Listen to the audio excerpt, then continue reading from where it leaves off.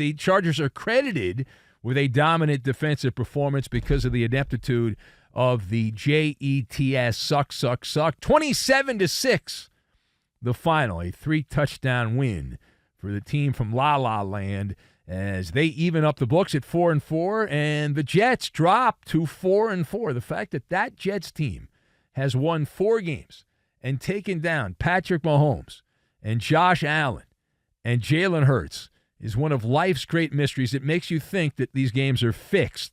That's about the only way the Jets could win against those opponents based on the performance that we've seen by that offense. But anyway, the better story is there, so we will start in the losing locker room.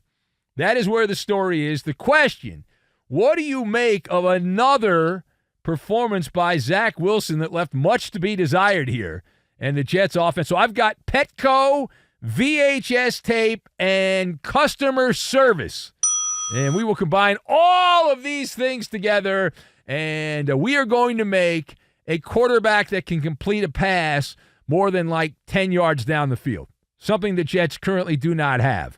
The fact that Zach Wilson was drafted as high as Zach Wilson was in the NFL draft, and all of the money that the NFL spends on scouting services and analyzing the data and the numbers and the analytics, and you got a guy who's a turd burger at quarterback who was drafted number 2 overall by the Jets. It's fascinating. It's fascinating. And yet, as we sit here right here, I'm getting messages from my friends in Boston. Boy, I want the Patriots to lose every other game so we can get the number 1 pick and get the crying game quarterback from USC. Yeah, because can't miss. Okay. All right. Well, Zach Wilson was as advertised. He was as advertised. Bonkers bad. The kid can't play. And the usual quarterback defenders are blaming other people around Zach Wilson. When Zach Wilson, you can literally watch the man drown on television when the Jets are coming out of the huddle to go to the line of scrimmage. But it was, I guess we'll just dogpile on top. Why not? That's fun. Right? You know, that's a good time, right? We have a good time with that. So we have seen way too much of Zach Wilson already in prime time, and he's got more island games to go. He's living the island life because Aaron Rodgers went snap, crackle, pop, so Zach Wilson gets to play in all these big games, and woo, isn't that great? Yeah. And there's a belief that people have had over these. We talk about the NFL in particular. It's you're updating your resume every week, right? You're updating your resume every week, and Zach Wilson's resume has gotten tangibly worse week after week after week, swallowed up by one of the worst defenses in the NFL. It's not a small sample size. The Chargers blow.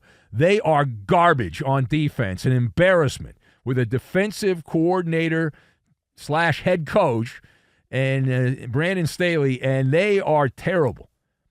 Coming into this game, the Chargers had the 31st ranked defense in the NFL 8 weeks into the season. They were giving up almost 400 yards per game. Didn't matter who they played. Right? Sisters of the blind and the poor, they were getting 400 yards. Everyone was getting 400 yards. Only the Broncos defense has been worse, and the Jets put up 270 yards, and not even that many, really, because the Jets are so pathetic offensively. They got 68 of those yards on the final futile drive of their offense. And 6 points for the Jets. The Chargers have been giving up an average of 24 points per game to everyone they play. But 6 points in this game. So Zach Wilson, I'm not sure what his favorite type of food is, but I know his favorite restaurant must be Petco because he loves that kibbles and bits, the way he has played quarterback here. And he also needs, while he's at Petco, he can get a flea bath while he's over there. My God, there is no other way to say it. He is not only a quarterback, but he stinks. He's lousy. All right, now page 2 here. Is Aaron Rodgers actually doing any coaching on the sideline? So if you saw the game on Monday night, they showed Aaron Rodgers wandering around the sidelines there wearing Jets memorabilia, wearing the Jets colors on the sidelines, and they made this a big point of the broadcast. I'm sure they had a production meeting where they said, let's focus in on Aaron Rodgers. So is Rodgers actually coaching? Well, that would be a no. No. Joe Bucket Aikman can talk him up, and the broadcasters can celebrate Aaron Rodgers all they want. That was for one thing and one thing only. Aaron Rodgers wandering around the sidelines was for the cameras. It was for the cameras. All right, that's what that was for. And a little eye candy, little window dressing to try to distract. And Aaron Rodgers, we are led to believe, is there to help Zach Wilson. Did it look like Aaron Rodgers did anything to help Zach Wilson? That would be a no. That would be an N plus an O. And so at this point, Rodgers is like an emotional support animal. He's a miniature horse walking up and down the sidelines, Rodgers, at this point. That's pretty much what he is. Right? He's there for support. And Robert Saleh, we imagine he went home there and raided the liquor cabinet after this offensive performance. But you watch the Jets on offense, and I flash back to my youth. It reminds me of, there used to be this VHS tape called Super Duper Football Follies, and that's Jets offense. All right? Fumbles over here, drop passes over there, deflected, bobbled passes, quarterbacks throwing passes that sail over the wide receiver's head like they're supposed to be 12 feet tall to catch the passes, players slipping and falling, running basic routes or routes. That's Jets offense. And Zach Wilson, he had no interceptions but 2 fumbles. And Garrett Wilson, it's Wilson and Wilson, he added a 3rd fumble. And so we know where the Jets are on the map. They are at dysfunction junction. What is your function? That is where they are, and the Jets, 3 of 17 on 3rd down, 8 penalties, and that is the Jets right there. Now, the last word here. Should the Chargers feel good about this dominant win over a team that had a winning record at the time on Monday Night Football, the Jets? And you know the answer. You don't need me to tell you the answer. That's more of a rhetorical question. If you're a Charger fan, first of all, you've got to question your insanity. Secondly, there's no way you can sit there and say, oh, that was an impressive, dominant, that meant something. That didn't mean anything, right? I'll tell you why. The Jets offense tapped out. They did. It was like going to Nordstrom's, the customer service desk there at Nordstrom's, and getting it gift wrapped. The Chargers had that win gift wrapped by the Jets. It was right there. It was a Roberto Duran, no moss. If you're a boxing historian, you know that. But the Jets stood there and tossed the axe into the lake. They gave up.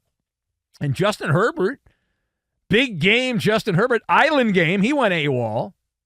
Didn't matter.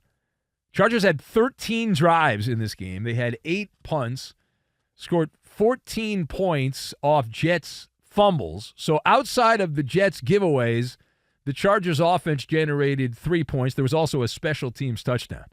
That's impressive. And Herbert was playing tiddlywinks against a good Jets defense, 130-something yards passing in this game, and he averaged less than 5 yards per pass attempt. 7 is average. He was at 4.5, and you're supposed to be the franchise quarterback, and you played like poo-poo against the Jets. Didn't matter. They won the game. Congratulations. The Bolts only generated 12 first downs via the offense. They had 2 other first downs that were given to them via penalty. And so here we sit. The Chargers are 4-4. The Jets are 4-4. And it's a bit of a bottleneck if you look at the bottom there of your AFC standings. A jumbled mess. But it's supposed to be a jumbled mess. It's by design.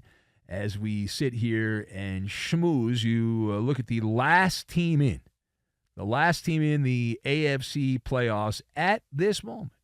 That is still Cincinnati. It hasn't changed. They're 5-3. But you've got Buffalo at the number 8 seed, and they're sitting there at 5-4. Houston, the Chargers, the Jets, all 4-4, fighting for position. Now, the good news for everyone who's not in the playoffs is Pittsburgh, Cleveland, Cincinnati will beat each other up, so there'll be a thinning of the herd in the AFC North. Those teams are not all getting in, and you look at the Chargers, you take a couple of steps back from the Chargers and where they're at right now, and you say, okay, they got off to the 0-2 start. They're 4-2 since the start, so they must be impressive. And then you realize, well, they beat the Bears, who are a minor league outfit. They beat the Jets, who are a minor league outfit. The Raiders at the time had Josh McDummy as the coach. The only win that counts is the Viking win. So they really only have one legitimate win on their resume.